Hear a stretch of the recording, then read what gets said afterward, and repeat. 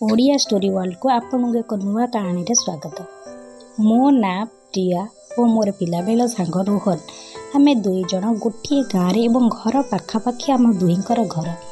पिला बेलू एका साथ खेलीचु खाईचु एवं गोटे स्कूल शिक्षा लाभ करिचु। समय सहित आमे दुहींकर बड़ हो गलुनी।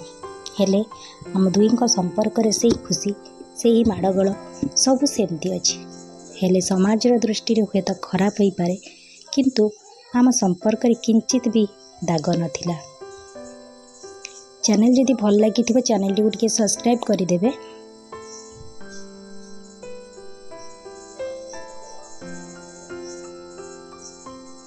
वर्तमान मो बयस 18 हो गला। रोहन बयस 21 वर्ष। दिने संध्यारे मो परिवार और रोहन समस्ते बसी कथा होता।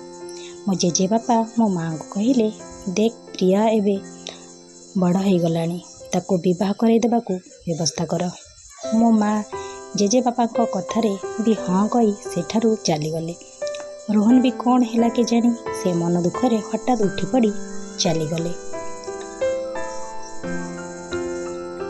रोहन हठात उठी पड़ी जीवाटा भी मते जमा भल लगलानी। सकाळ हैला मो रोहन को कॉल करी डाकिली। घर को आसिलु, किंतु से दिन कौन पाई के जानी रोहन जाई परिबिनी बोली मते कहिला। मु भाबिली मु तो किछि रागिबा परी कथा कहि नै, तार पुनी कौन हैला।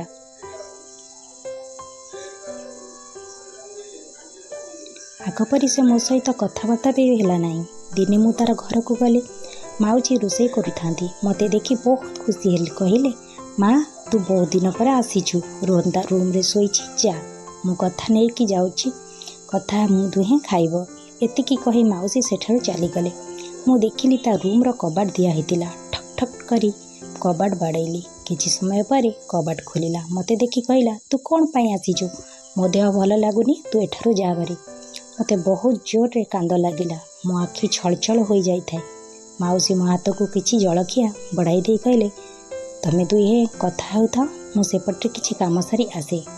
मु निजको आ कंट्रोल करि पारिलिनी। कांदिबाकू लागिली। रोहन मो पाखकू आसी मते कुंढे पकाई से मध्य कांदिबाकू लागिला। मु पचारिली, तोर कौन हेइछि जे मो सहित भलरे कथा हेउना? से कहिला, तू मो पाखरु दूरे जीवु। मु सही पारुनी, मते बहुत कष्ट हेउछि। मु पचारिली, कौन पाई से कथा? से कहिला, तू संध्यारे आम पुरुणा घर पाखकू आसिबु, मु कहिबी। मु मो माँ को मो सांग घर को जाउछि बोली कही रोहन को देखा करिया पई बाहरिली। प्रथम थर पई मु मो माँ को रोहन को देखा करिया पई मिछ कौन पई कहिली निजे ही बुझी पारिली नै। मु किछि बाट जिबा परे वर्षा जोर हैला। मो शरीर पानी सरसर होई थाए। रोहन भी पूरा ओदा होई जाइतिला। मु कहली, कौन कहिबु कह? से मते किछि न कही जोरे कुंडे धरी मो उपरे देह ओदा हेले ता छुआरे मो देहरे प्रेमर अग्नि जळु थाए। से मते उठौ कामुड़ीबाकू लागिला। मते भी बहुत मजा लगुथाए। से मते दुई हाथ रे टेकी नै से कोठरे थिबा बेड रे सुआई दे मो उपरे सोई पड़ी मो दुई हाथ को ता दुई हाथ रे चापी धरी मो ओठ को गेल करिबाकू लागिला। आमे दुहे प्रेम दुनिया रे उबुडुब हेउथुलु। से मो ड्रेस खोली निजर पैंट सार्ट खोली देला। मो ब्रा तल को टिके खसाई दे सुकोमल बक्ष दुईटी को जो मन दे चलीला। मो खाली छटपट हेउथाए। मो रोहन को कुंडे धरी थाए।